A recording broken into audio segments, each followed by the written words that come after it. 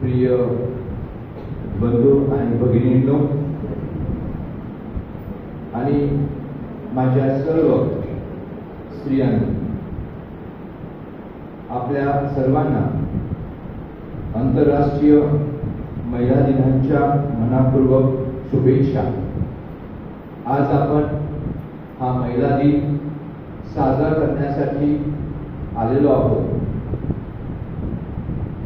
आजचा दिवस हा स्त्रियांच्या सामर्थ्याचा, तिच्या योगदानाचा आणि तिच्या अमूल्य सेवाभावाचा गौरव करण्याचा दिवस आहे आणि तो आपण केलेलाच आहे। आत्ताच